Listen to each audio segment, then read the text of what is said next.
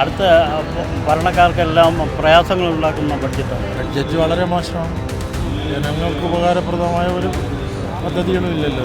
നടപ്പാൻ പറ്റുമെന്നുള്ളത് തന്നെ സർക്കാരിനെ അറിയുള്ളൂ, നമുക്കറിയില്ല. അത് എന്ന് പറഞ്ഞാൽ ഗുണമുണ്ട്, പക്ഷേ ഇത് പ്രഖ്യാപനം മാത്രമേ നടക്കുന്ന എനിക്ക് തോന്നുന്നു.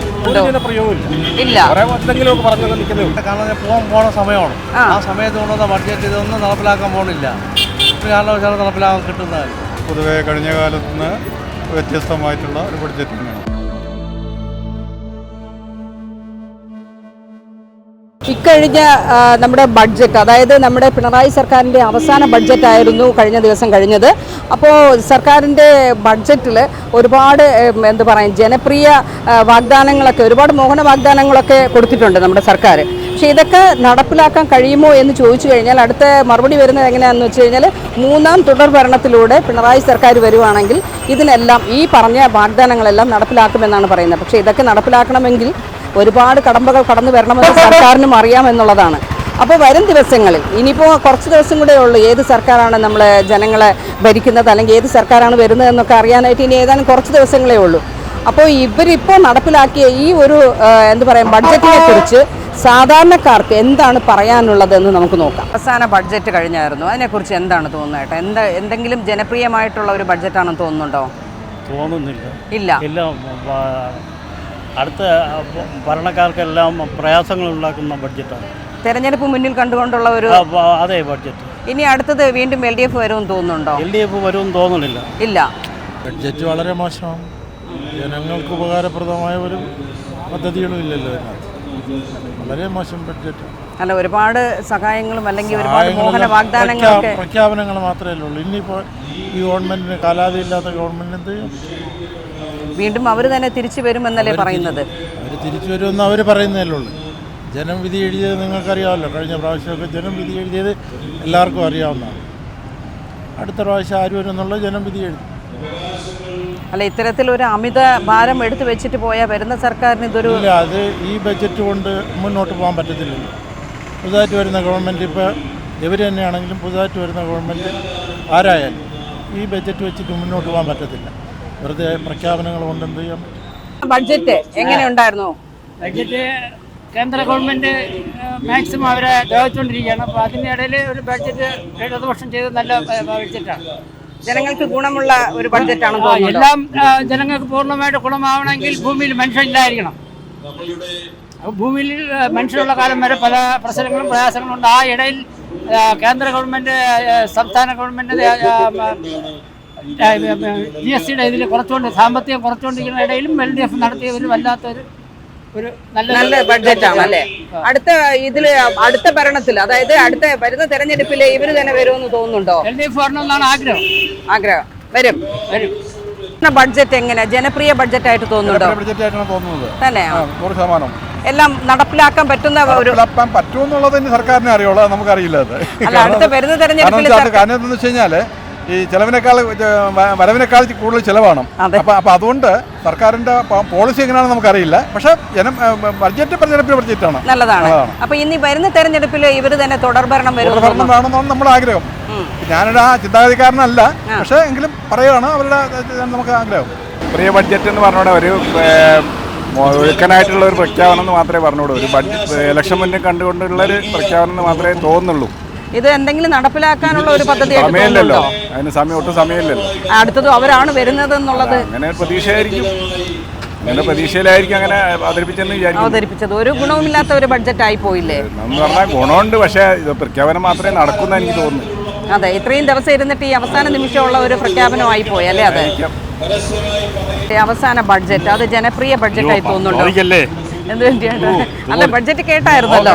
എങ്ങനെ ജനപ്രിയ ബഡ്ജറ്റായിട്ട് തോന്നുന്നുണ്ടോ? ഇല്ല. ഈ അവസാന നിമിഷത്തിൽ കുറെ പ്രഖ്യാപനങ്ങൾ അല്ല, തെരഞ്ഞെടുപ്പ് മുന്നിൽ കണ്ടുകൊണ്ടുള്ള ഇല്ല. ഇനി അവർ തുടർന്ന് അവർ വരുമെന്ന് തോന്നുന്നുണ്ടോ? വരേണ്ട ഒരു കാര്യമില്ല. ജനങ്ങൾക്ക് ഒരു നേട്ടവും ഇല്ല എന്നുള്ളതാണ്.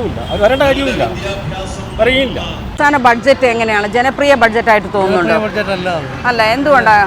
കാരണം പോണ സമയമാണ്. ആ സമയത്ത് കൊണ്ടുവന്ന ബഡ്ജറ്റ് ഇതൊന്നും നടപ്പിലാക്കാൻ പോകണില്ല. ഒരു കാരണവശാലും നടപ്പിലാക്കാൻ കിട്ടുന്നതല്ല. വരുന്ന ഇനി അടുത്ത തെരഞ്ഞെടുപ്പിൽ ഇവർ ജയിക്കുമെന്ന് തോന്നുന്നുണ്ടോ? ഒരു കാരണവശാലും ജയിക്കില്ല. ജയിച്ചു കഴിഞ്ഞാൽ കേരളത്തിൽ ജനങ്ങൾ വേറെ എവിടെയെങ്കിലും പോയി താമസിക്കേണ്ട സ്ഥിതിയാണ്. ആ സ്ഥിതിയല്ല. കാരണം ഇതൊന്നും നടപ്പാക്കാൻ പോകുന്ന ഒരു ബഡ്ജറ്റ് ആയിരുന്നെങ്കിൽ നേരത്തെ ചെയ്യാമായിരുന്നു. ഈ അവസാന നിമിഷത്തിലല്ലേ? നിമിഷത്തിൽ ഒന്നും ചെയ്യാൻ നടക്കുന്ന കാര്യമാണ്. ബഡ്ജറ്റിനെ കുറിച്ച് എങ്ങനെയാണ്, എന്താണ് അഭിപ്രായം? നല്ലതാണ്. അവസാന ബഡ്ജറ്റിനെ കുറിച്ച് എന്താണ്? ജനങ്ങൾക്ക് നേട്ടം ഉണ്ടാകുന്ന ഒരു ബഡ്ജറ്റ് ആയിരുന്നോ? എവിടുന്ന് പൊതുവെ ജനങ്ങൾക്ക് ഉപകാരപ്രദമായ ബഡ്ജറ്റാണ് എനിക്ക് ഫീൽ ചെയ്തിട്ടുള്ളത്. പൊതുവെ കഴിഞ്ഞ കാലത്ത് നിന്ന് വ്യത്യസ്തമായിട്ടുള്ള ഒരു ബഡ്ജറ്റ് തന്നെയാണ്. അല്ല, ഒരുപാട് നല്ല കാര്യങ്ങൾ പറയുന്നുണ്ട്. അത് എല്ലാ മേഖലയിലും തൊട്ടുകൊണ്ടാണ് ബഡ്ജറ്റ് പ്രതിപാദിച്ചു പോയിട്ടുള്ളത്. ഉദ്യോഗസ്ഥരുടെ കാര്യത്തിലാണെങ്കിലും പൊതുവായിട്ടുള്ള തൊഴിലാളികളുടെ കാര്യത്തിൽ വരെ ഉണ്ടാവും. എനിക്ക് തോന്നുന്നത് പ്രവാസികളെ പോലും ഒരുപാട് കാലം ഒരു സർക്കാരുകളും ശ്രദ്ധിക്കാത്ത ഒരു വിഭാഗമായിരുന്നു പ്രവാസി സമൂഹം. ആ പ്രവാസി സമൂഹത്തിനടക്കം നല്ല രൂപത്തിലുള്ള സംവിധാനങ്ങൾ ഒരുക്കിക്കൊണ്ടുള്ള ഒരു ബഡ്ജറ്റാണ്. പക്ഷേ ഇത് ഈ അവസാന നിമിഷത്തിൽ വേണ്ടിയിരുന്നില്ല എന്ന് തോന്നിയില്ല? കുറച്ചും കൂടെ അവസാന നിമിഷമില്ല. അപ്പം നമ്മൾ എല്ലാം വർദ്ധിപ്പിക്കലേ ഇതുള്ളത്. ഓരോന്ന് പരിശോധിക്കുമ്പോൾ അല്ല, ഇങ്ങനെ പറയുമ്പോൾ എല്ലാവരും പറയുന്നത് ഇത് വരുന്ന തെരഞ്ഞെടുപ്പിനെ മുന്നിൽ കണ്ടുകൊണ്ടുള്ള ഒരു ബഡ്ജറ്റായിട്ട് തോന്നുന്നു എന്ന് പലരും പറയുന്നുണ്ട്. അത് തികച്ചൊരു രാഷ്ട്രീയപരമായിട്ടുള്ള വിമർശനമായിട്ട് ഞാൻ അതിനെ കാണും. പൊതുവായി ഞാനാണെങ്കിലും ആരാണെങ്കിലും അങ്ങനെ പറയുന്നുണ്ടെങ്കിൽ ഒരു രാഷ്ട്രീയ വിമർശനമായിട്ട് കണ്ടത്. ബഡ്ജറ്റ് ജനങ്ങൾക്ക് വേണ്ടിയുള്ളതാണ്. തെരഞ്ഞെടുപ്പ് എന്ന് പറഞ്ഞതിൻ്റെ കാലാവധി കഴിയുമ്പോൾ കാലാകാലങ്ങൾ നടന്നു പോകുന്ന ഒന്നാണ്. ബഡ്ജറ്റ് അവതരിപ്പിക്കുന്ന കാലഘട്ടത്തിൽ തൊട്ട് മുന്നിൽ ഇലക്ഷൻ വരുന്നുണ്ട് വിചാരിച്ചത് മാറ്റി വെക്കാൻ കഴിയും ഇല്ലല്ലോ. ഇപ്പോൾ പഞ്ചായത്ത് ഞാനിപ്പോൾ ഒരു സ്വന്തമായിട്ടുള്ളൊരു കാഴ്ചപ്പാട് കഴിഞ്ഞ തദ്ദേശ മെമ്പർ തെരഞ്ഞെടുപ്പുമായി ബന്ധപ്പെട്ടിട്ട് അപ്പോൾ അതിന് മുമ്പ് കണക്ടിവിറ്റി എന്ന് ബന്ധപ്പെട്ടിട്ട് 1000 രൂപ സ്ത്രീകൾക്ക് അടക്കം വിദ്യാർത്ഥികൾക്കും അതുപോലെ തന്നെ വീട്ടമ്മ പെൻഷൻ എന്ന രൂപത്തിൽ 60 വയസ്സ് തികയാത്ത 35 ഞാൻ മനസ്സിലാക്കി. മീഡിയകളിലും നിങ്ങളെപ്പോലുള്ള മീഡിയകളൊക്കെ തന്നെ മനസ്സിലാക്കി. അവർക്ക് 1000 രൂപ സർക്കാർ പ്രഖ്യാപിച്ചു. ആ പ്രഖ്യാപിച്ചപ്പോഴും നമ്മുടെ തദ്ദേശ സ്ഥാപന തെരഞ്ഞെടുപ്പ് രംഗത്ത് അത് ഈ തെരഞ്ഞെടുപ്പ് കണ്ടിട്ടാണ് അപ്പോഴും ഒരു വിമർശനം ഉണ്ടായിരുന്നു. ആ തെരഞ്ഞെടുപ്പ് കണ്ടിട്ട് അത് പരിഗണിച്ചുള്ള അഭിപ്രായം എനിക്കില്ല. ആ തെരഞ്ഞെടുപ്പിന് അവർ പ്രചരണം നടത്തി. ആരാണെങ്കിലും പ്രചരണം നടത്തി. അവർ ഞങ്ങൾ നടപ്പാക്കി പ്രചരണം നടത്തി. മറ്റുള്ളവർ തെരഞ്ഞെടുപ്പ് വേണ്ടി പ്രചരണം നടത്തി. ആ തെരഞ്ഞെടുപ്പ് മര്യാദ ബന്ധമില്ലല്ലോ റിസൾട്ട് വന്നപ്പോൾ. അല്ല, ഈ പറയുന്ന പ്രസ്താവനകൾ അല്ലെങ്കിൽ ഈ പറഞ്ഞിട്ടുള്ള കാര്യങ്ങളെല്ലാം നടപ്പിലാക്കാൻ സാധിക്കുമോ എന്നുള്ളതാണ്. കാരണം ഖജനാവ് ഇപ്പോഴും നമ്മൾ നിഷ്പക്ഷമായിട്ട് കാണുമ്പോഴേ ഞാൻ അങ്ങനെ കാണുന്ന കാര്യങ്ങളാണ്. എനിക്ക് എൻ്റെ ഒരു കക്ഷി രാഷ്ട്രീയം ഉണ്ടാവാം തീർച്ചയായിട്ടും. പക്ഷേ എന്നിരുന്നാലും നടത്തിയ സർക്കാർ കക്ഷി രാഷ്ട്രീയത്തിന് അതീതമാണ്. ഞാനത് മനസ്സിലാക്കി. ഇനി വരുന്ന അടുത്ത തെരഞ്ഞെടുപ്പിൽ ഇവർ തന്നെ അടുത്ത 3ാം ഭരണം സാധ്യത ഞാൻ കാണുന്നുണ്ട്. എന്തുകൊണ്ടാ? എന്തുകൊണ്ടെന്ന് വെച്ചാൽ ഇപ്പോൾ നമ്മൾ കഴിഞ്ഞ 10 വർഷത്തെ അതിന് മുമ്പുണ്ടായത് കേരളത്തിൽ. ഇപ്പോൾ എനിക്ക് ഓർമ്മ വെച്ച് കഴിഞ്ഞാൽ 1982 മുതൽ തെരഞ്ഞെടുപ്പിന് കൃത്യമായിട്ട് ഓർമ്മയുണ്ട്. ആ സർക്കാരുകളൊക്കെ വിലയിരുത്തുമ്പോൾ വലിയൊരു മാറ്റം വികസനത്തിൻ്റെ കാര്യത്തിലാണ് നമ്മൾ കാണുന്നുണ്ട്. കാണുന്നു. അതുപോലെ തന്നെ ക്ഷേമകാര്യ പെൻഷനുകളാണെങ്കിലും മറ്റ് വികസന പ്രക്രിയകളാണെങ്കിലും മറ്റ് ഇതര മേഖലയിലൊക്കെ എല്ലാവർക്കും ഞാൻ മനസ്സിലാക്കി. ഉദ്യോഗസ്ഥർക്കും അല്ലെങ്കിൽ വിദ്യാർത്ഥികൾക്ക് വരെ ഇപ്പോൾ ഈ ബഡ്ജറ്റിൽ അത് പ്രാവർത്തികമാകുമ്പോൾ നമുക്ക് പറയാൻ കഴിയുള്ളൂ. കുട്ടികൾക്കടക്കം ഇൻഷുറൻസ് അടക്കം തീർച്ചയായിട്ടും നല്ല കാര്യങ്ങളും സർക്കാർ ചെയ്യുന്നുണ്ട്. നമ്മൾ ചെയ്യുന്നതിനെ ഇല്ല എന്നൊന്നും പറയാൻ പാടില്ല എന്നുള്ളതാണ്. ചെയ്യുന്നത് നമുക്ക് തോന്നിയ കാര്യം. ഇപ്പോൾ കഴിഞ്ഞ തെരഞ്ഞെടുപ്പ് സമയത്ത് ഞാനിപ്പോൾ ഈടെ ഒരു റിവ്യൂ നടത്തി നോക്കി. പൊതുവെ നടത്തുന്ന ഒരാളാണ്. ആ റിവ്യൂവിനകത്ത് അവർ പ്രകടന പത്രികയിൽ പറഞ്ഞിട്ടുള്ള 600 സംതിങ് എന്താ പറഞ്ഞിട്ടുള്ളത്. അതിൽ എന്താ പറയുക, ഇനി നടത്താനുള്ളത് 3%. ബാക്കി അത്രയും 570ഓളം അവർ നടത്തി കഴിഞ്ഞു. അപ്പോൾ നമ്മൾ നടത്തിയതായും നടത്താത്തതായിട്ടില്ല കാണുന്നത്.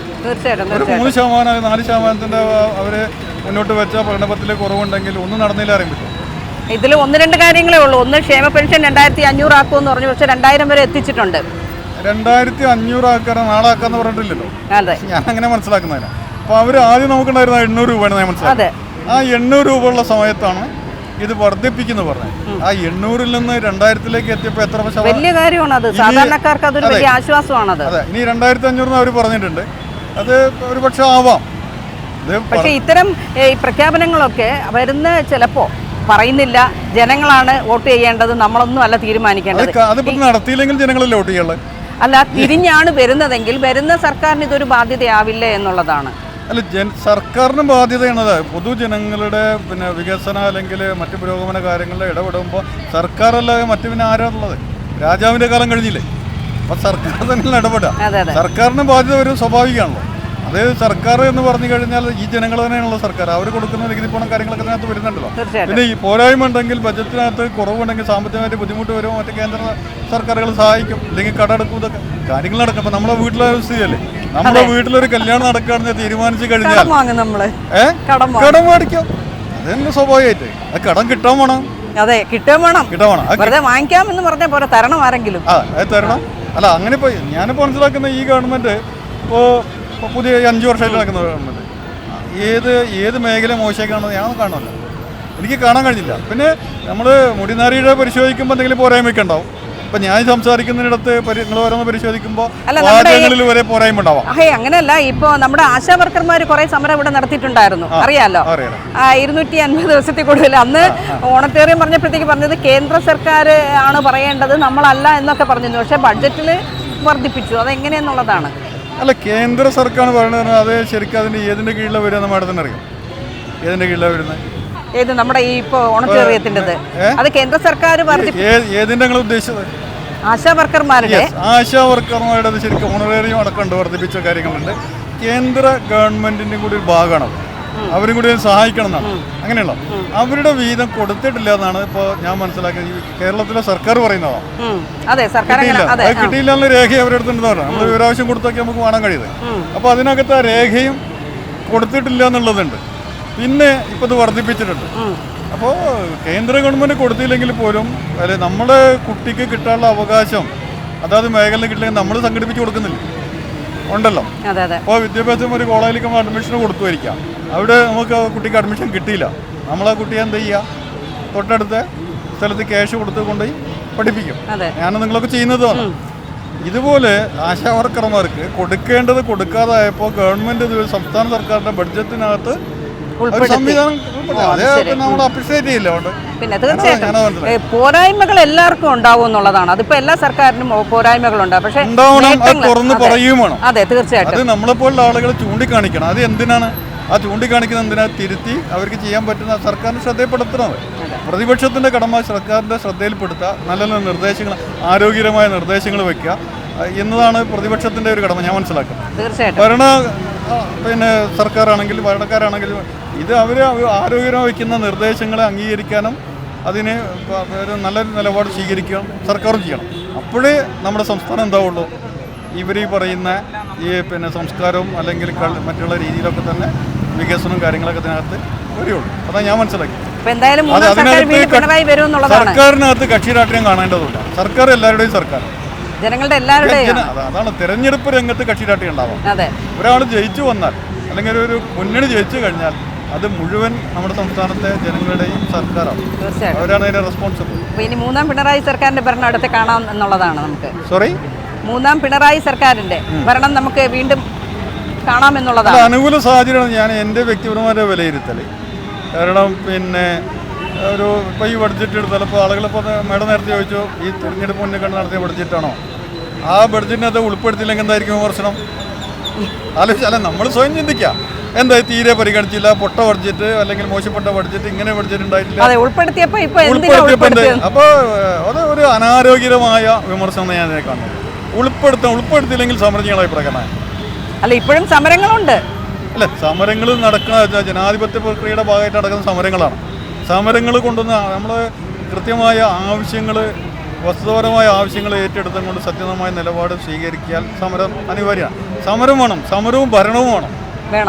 എൻ്റെ അഭിപ്രായം ഇടതുപക്ഷമൊക്കെ സമരത്തിനിറങ്ങണം. പോരായ്മ ഉണ്ടെങ്കിൽ ഇടതുപക്ഷവും പോരായ്മ ഉണ്ടെങ്കിൽ ഇവിടെ സമരം ഉണ്ടാവാറുണ്ട്. ഇടതുപക്ഷം സമരം ഉണ്ടാവില്ല ഇതിനു മുമ്പിൽ ഉണ്ട്. അത് ഗവൺമെൻറ് എന്ന് പറഞ്ഞൊരു പാർട്ടിയുടെ ഗവൺമെൻറ് അല്ല, അതുകൊണ്ടാണ് സമരം ചെയ്യണം.